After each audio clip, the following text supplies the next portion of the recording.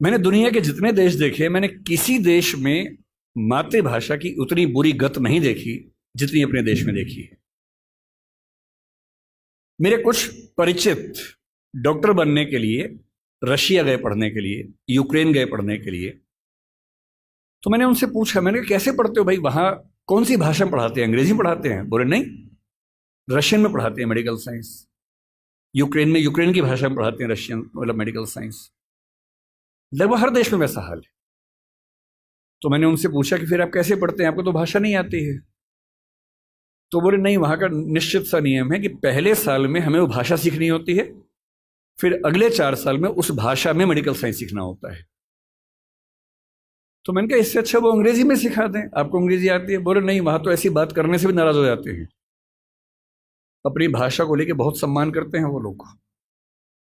वहां पढ़ाई की भाषा वही है जो उनके समाज की भाषा है। अंग्रेजी भी है, रिसर्च में है, जहां जरूरत है अंग्रेजी भी है, अंग्रेजी के विभाग है, वो भी एक भाषा के तौर पर है। पर जब उनको अपने यहाँ पढ़ाना होता है तो इंश्योर करते हैं कि वो पढ़ाई उनकी अपनी भाषा में हो।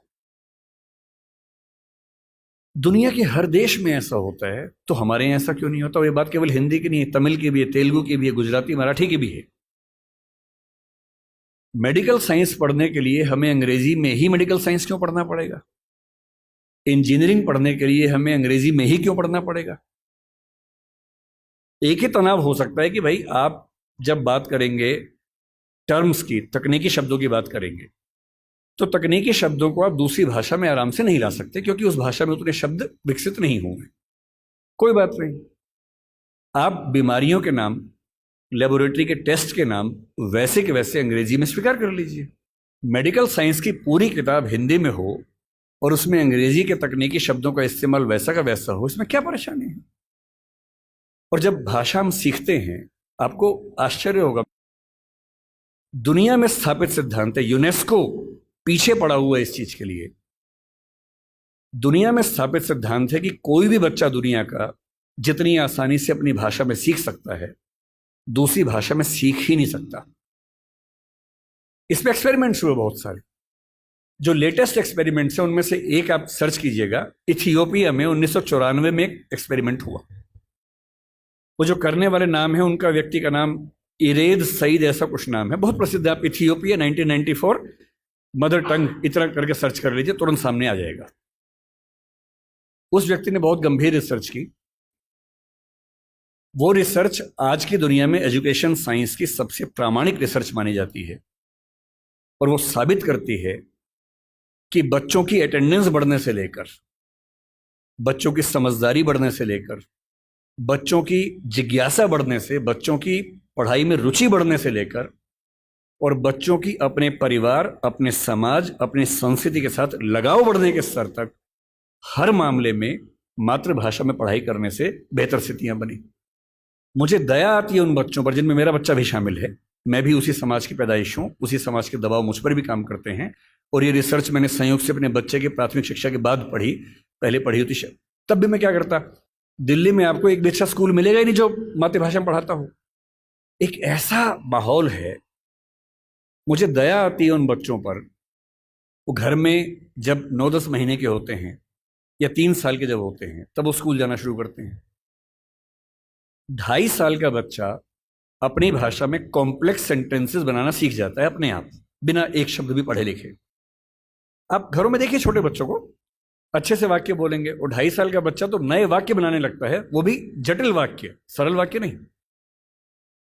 उस बच्चे की इतनी गहरी पकड़ एक भाषा में हो चुकी है, एक भी दिन स्कूल नहीं गया है। और इसलिए मातृभाषा का अध्यापन जब स्कूल में होता है, टीचर को पता होता है कि बच्चे को भाषा पहले से आती है, इसे दुरुस्त करना है, सिखाना नहीं है जीरो से। और वो बच्चा बड़े अच्छे मूड से स्कूल गया, उसे मम्मी को टाटा किया, स्कूल जाके पता लगा टाटा नहीं बोलना, बाय बोलना है। उसकी दुनिया खिसक जाती है उसके पैर के नीचे से। वहां उसे पता लगता है कि भिंडी नहीं है, ये लेडी फिंगर है। तुम जो लाए हो वो आलू नहीं है, पोटैटो है। रोटी नहीं है, ब्रेड है। ठीक है ना, ब्रेड तो वो होती है नहीं, वो सब ब्रेड्स होती हैं। समोसा है ही नहीं इंग्लिश में, उसको पता लगा कि होता ही नहीं है तो। और वो बेचारा एक अजीब सी कश्मकश में है उसे अपनी भाषा में सीखना था कि जीरो क्या होता है, संख्या क्या होती है, एक क्या होता है। उसे अपनी भाषा में सीखना था कि सरकार क्या होती है, दुनिया क्या होती है, चलती कैसे है। उसे सीखना पड़ रहा है कि पहले ये समझो कि दुनिया नहीं वर्ल्ड होता है। अब उसकी आधी से ज्यादा ऊर्जा वर्ल्ड पे अटकी हुई है और बाकी बची खुची ऊर्जा से वो समझ रहा है कि वर्ल्ड होता क्या है। उसकी आधी ऊर्जा लग गई नंबर, शब्द याद करने में, ना कि ये समझने में कि संख्या क्या होती है, नंबर क्या होता है। एक अजीब सी साजिश दुनिया भर में चल रही है कि दुनिया के हर बच्चे को उसकी मातृभाषा से बचपन में ही वंचित कर दो। उसे एक ऐसी भाषा में सिखाओ जहां उसके लिए वो भाषा सीखना अपने आप में चैलेंज हो। और इसलिए आप देखेंगे कि अगर ज्ञान की दुनिया में दुनिया भर की भाषाओं के आम आदमी शिरकत नहीं कर पा रहे हैं, गलती से भी ये मत सोचिएगा कि दिमाग वाले लोग बहुत कम होते हैं और वही आगे बढ़ते हैं। दिमाग वाले अधिकांश लोगों को बचपन में ही खत्म कर देने की साजिश दुनिया भर में चल रही है। और जो अपनी भाषा में पढ़ ही नहीं पाएगा वो कैसे आगे बढ़ेगा, कैसे सीखेगा।